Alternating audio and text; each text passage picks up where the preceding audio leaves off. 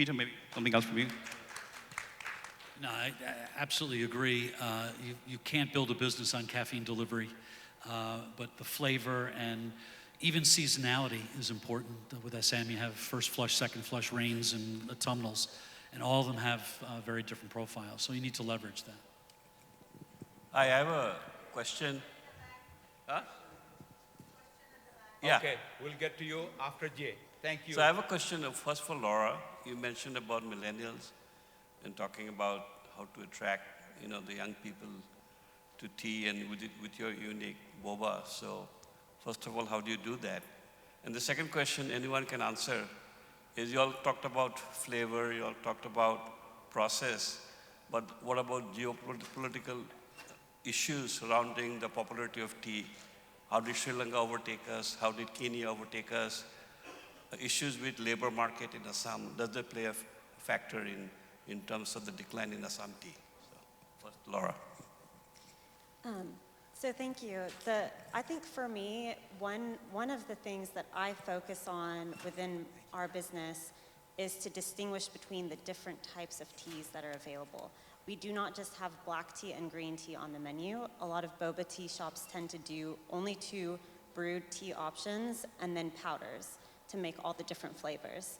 I think what makes us unique is that we want to educate our consumer, ultimately letting them know the different types of teas that they're tasting, and digging even deeper by offering an Assam versus a Ceylon tea, and distinguishing those and letting our consumers ultimately taste the product. So I think it starts with education and focusing on people who are gearing their businesses towards more of a specialty model, so that they can emphasize the distinctions, especially if you want to push Assam forward. And ultimately, I think people here in the US are very familiar with sweet tea, English breakfast tea. So how do you distinguish Assam, because ultimately that's, I'm assuming, the goal here, versus other types of teas? And I think it comes down to education and making sure that people have visibility to origin.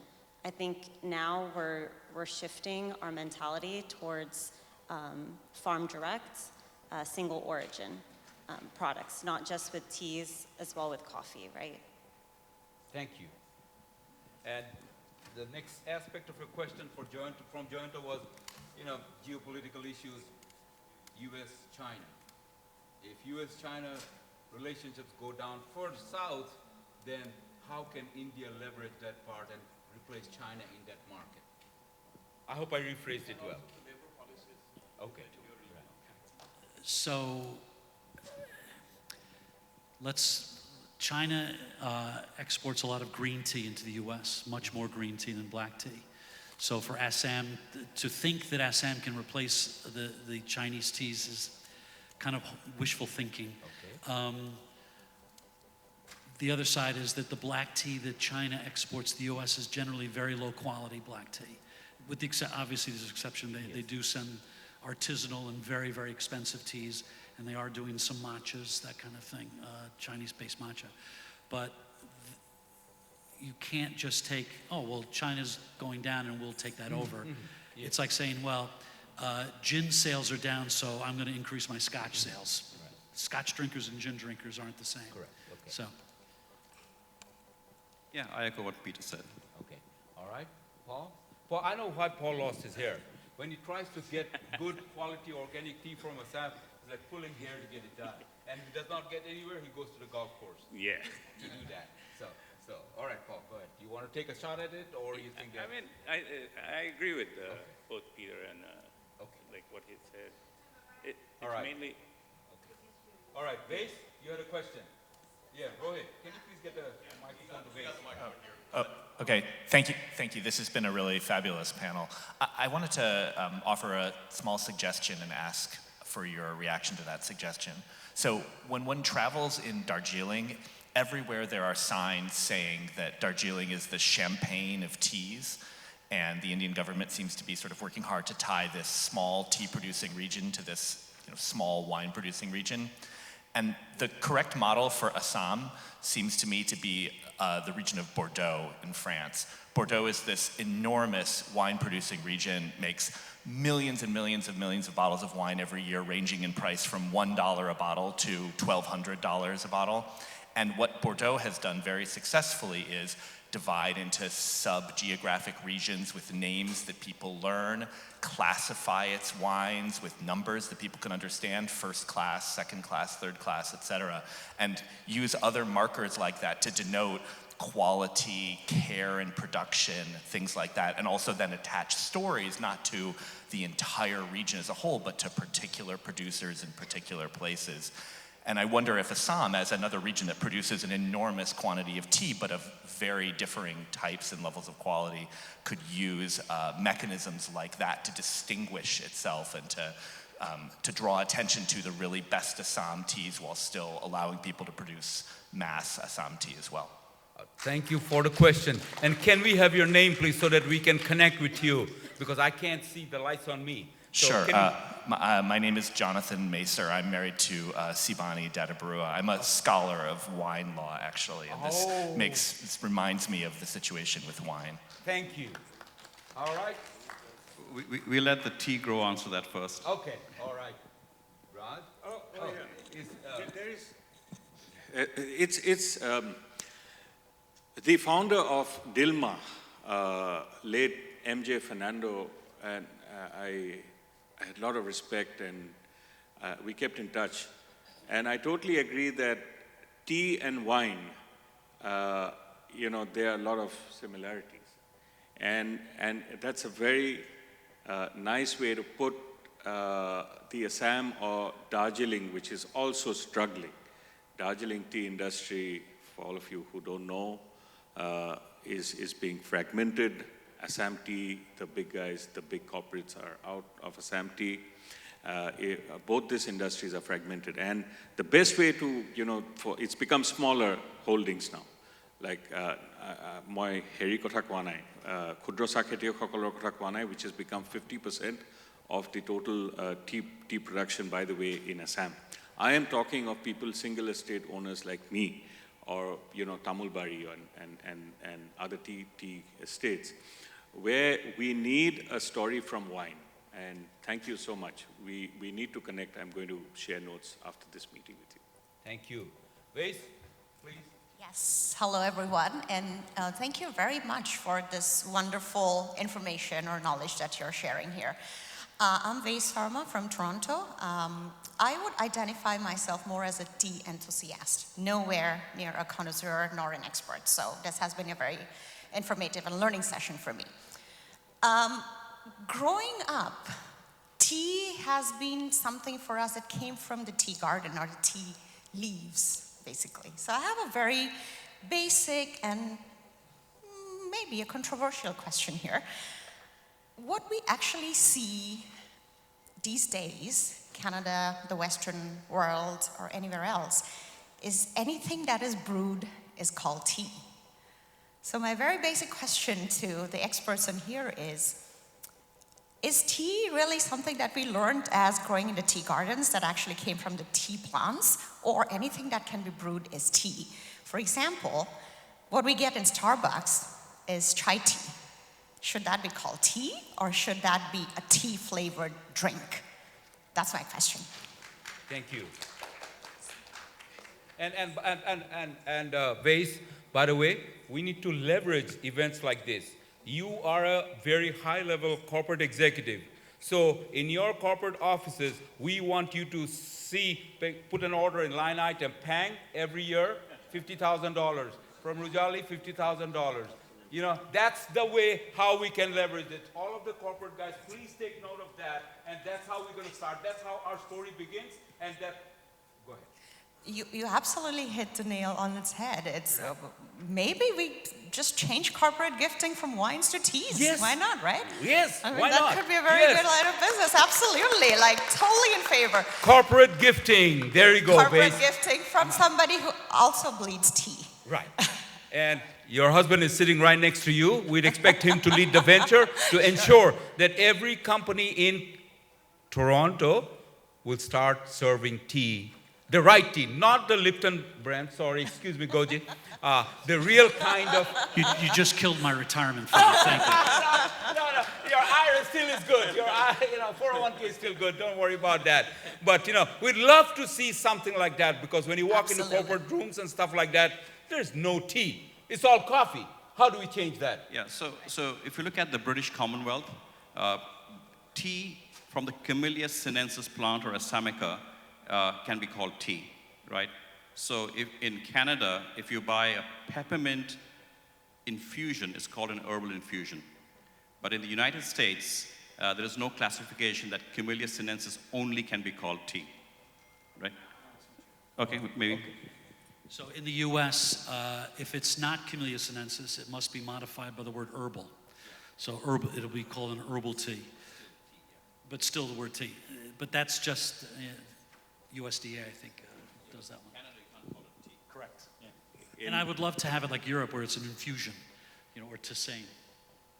And just on the Bordeaux question, right? Yes, So yes. if I want to sort of, so I think that the challenge is that when you have a government trying to put a commercial realm, say Darjeeling, right, a champagne of teas, and as Raj said, the Darjeeling industry is struggling. I think that the Bordeaux idea is a good idea, but the question is, how do you get that idea to market, right? So companies who distribute Assam Tea, as I said earlier, have lost the identity of Assam completely. They sell by the brand.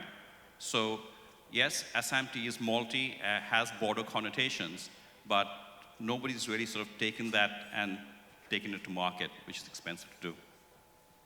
I just want to jump on that for a second. So when I started in the tea business in 1979, 1978, and I was working in Sri Lanka and Kenya, we used to be able to taste teas for the auction, and we could identify different estates without a problem. Oh, that's a Ragati. Oh, that's Dimbala. That's Diagama West. That's Diagama East. That's that. In Assam, we used to, that's a Barangajuli. And they all had innate characteristics that we could tell the difference. And the problem with the tea business that's occurred over years is that everybody's standardized all their equipment. They've standardized the methodology, so they've brought everything down to a common denominator. Now, your whole point about Bordeaux is absolutely correct. And as a historical point, the champagne of teas used to be called Taiwan teas. And Darjeeling used to be known as the muscatel of teas. And they kind of co-opted the champagne over the years. But every tea estate used to be like a wine garden, a wine winery. You could go in and say, oh, I want that because I know it's if it's Darjeeling, a Margaret's Hope or a Castleton. And we've lost that distinction between the estates. And part of it's because we've gone to CTC, and part of it's because all the equipment's been made common. Raj, are you itching to answer that, or? Sorry? No, Raj, I was...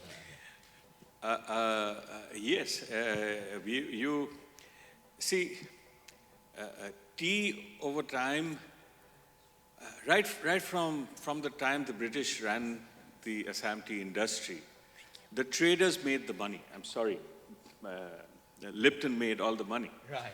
And that is how it was done, because the plantations, there was a supply that was sent to Mincing Lane in London, and they knew, they made it fungible. So each tea, and they made it a commodity. So a commodity is when you can replace one tea with another tea without there being a difference. Yes. So the trader very nicely did that. And that is the same hangover that we still hold in the tea world, especially, back in India. And that colonial mindset of the trader mindset has to, I think, disappear, has to go. And that is, in a little way, what Rujani is attempting to do and present. Go to our website. I'm going to start selling Rujani don't mind me. I've come all the way, and I owe you this one. So go to our website. We have 20 different variants of straight teas, white teas from Assam. We won on Leafy's last year, which is UK, the first Assam garden. Look it up. We are trying. I hope there are many more. Like you said, Santanu, there cannot be one Rujani. there has to be many more. Yes. It has to be a story. It has to be the Bordeaux, the wine story. We have, I hope, this message from this corner of the world goes back home and says that, there is this guy who's come and talked to us. Why don't you have more teas that come to the US as a brand, not as, a commodity? Okay. I just got a text message from Dr. Navajit over there, and he told me that starting tomorrow, he's going to switch out all the coffee with tea bags from Rujani. Thank you, Navajit. No, I'm just kidding. Just kidding. I love that, but yes. I love it anyway. Right. But we have, who's that? One more question back here. Okay, the entrepreneur. If you promise to put tea bags all over, yes, you have the right to ask the question, sir. Go ahead. No, the question's here first. I was just wondering, anybody who lived in the US in 80s and 90s probably remember Juan Valdez, the coffee guy. So maybe what we need is an icon. And Yeah, that's correct. person like that. You're right. So Colombian coffee, people know in the US because Juan Valdez, and they did the Colombian Coffee Association did a great job. And I think there needs to be an equivalent of that for tea. I thought that was Peter Golgi. No? I'll let Peter answer that. Well, it's branded. I mean, I'm older, so when Lipton, we owned about 65% of the tea market back in the day, and our spokesperson was Dandy Don Meredith. I don't know how many people remember him, but he was the most beloved spokesperson, and then the whole concept of spokespeople has gone out of the way. But you're absolutely right. Juan Valdez was an identifiable character and really drove Colombian coffee and awareness of Colombian coffee in the mind of the American consumer. Thank you. Vase's husband. Yeah, I know. I'm just kidding. Well, you marked me to ask questions. So Yes, of course. Of I'm course. taking on that responsibility. Yes. All right. A couple years back, different industry.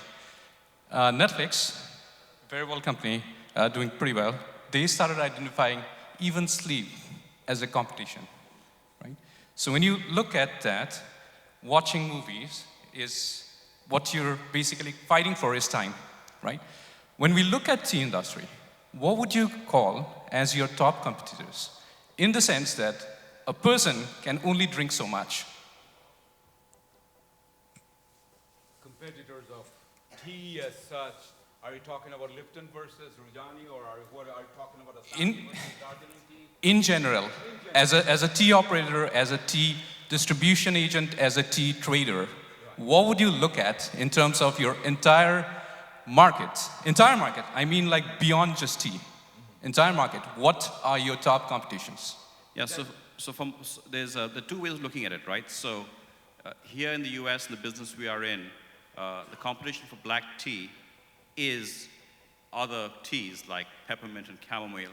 And today, if you look at retail, black tea is about 30 to 35% of consumption. A lot more in food service. In food service, where you drink tea ice, is about 90%. So that's one level, right? The competition is other plants which compete with Cumulus sinensis. But I think the other competition I see is convenience, right? People are looking to have tea in more convenient forms. And if you look at the ready-to-drink market for tea, is 3 times as large as loose tea or tea bag tea, right? And in ready-to-drink tea, per bottle of tea doesn't have much tea, right? So I think that's a competition. So convenience really competes with the stories you're trying to tell. Okay. I don't know where the next year's Assam Convention is going to be held, but I'm going to make a request to the organizers that... Oh, sorry. Okay. I thought I was being loud enough, but anyway, I'm going to make an appeal to the organizing committee of next year's Assam Convention that whichever hotel they're holding the convention, that they should just serve tea and not coffee. Right? That's how we're going to start the story. And we have a lot of entrepreneurs, people who own businesses. I want them to think about, okay, because we don't think what's being served in the offices and stuff like that. We have control over that. We can do that. And where is Samar? Samar? He went to his room. Samar said, okay, Gautam, since Samar is not here, Gautam, Samar said one thing, that there are some other conventions, like the Bengali conventions, which number in about 3,000-4,000 people. He asked me, is anyone going to be there? I said, I'm going to have to pass that on. Yeah, in Chicago, the Bengali convention is being held next weekend, and you're talking about 2,000 people. How can we put tea in front of the people who are already predisposed towards tea? So we need to find these types of affinity groups and see how we can leverage that relationship. And I think it's past our time. So can we end our conversation at this point? And I hope that as we step out of this room, that, that you can continue to engage our, there you go, sir. Okay, very important question, okay. No, it's not a question, it's more of an invitation To Chicago Convention, all these panel folks for our next convention in Chicago. So we can have a similar conversation there. Continue the discussion here. Are you going to guarantee that the hotel will only serve tea? That will be certified. Unless we have to sign a contract today. Yes. Tea. What about if I add only Assam tea? And Why not? We'll give you the tea. I will give you the tea. We like to promote tea as much as possible. Okay. Yeah, there's no doubt. Okay. Fantastic. So let's give a big round of applause to our esteemed speaker. Hello. Oh. Yes, sir. Bivazda from Chicago. Two of my family members are here in this panel. Okay. And first I'd like to thank Shirayu for getting connected with this convention for several years and doing a fantastic job. Now I'm glad that my nephew is also here. Okay. And Chicago Convention will be led by these young people, but I'm also in the one of the advisors. Good. And I'm also in the ANA board. So on behalf of them, I would like to have a big presence in Okay. Chicago. Yes, so we'll all strive towards it. And folks, this convention, the organizers, one of the main things that we had in mind was, how do we elevate each other as an Assamese person? It's not about me putting you down or putting him up, but who we know, can we elevate? And it's our responsibility to talk about Assam Tea, to talk about each other and elevate ourselves and not be caught up in the petty things. So that's my only appeal. With that in mind, can we move on to food, please? Is that good? Thank you so much. We hope that we did good. I have a small little gift for both the organizers, you and Joyanto, a packet of Assam tea. Oh, okay. We'd appreciate it. Okay, all right. Thank you so much for the warmth, and thank you so much, everybody, for having me. It's been a great experience, and I'm going to carry all of this back home. Thank you. Can we have the lights up, please?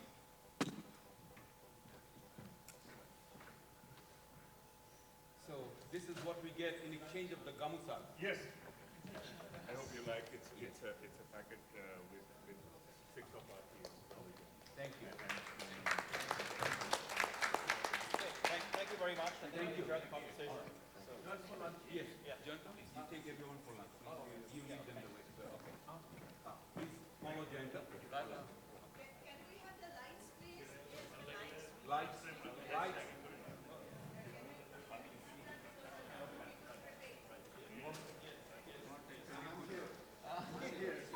Give me the bag.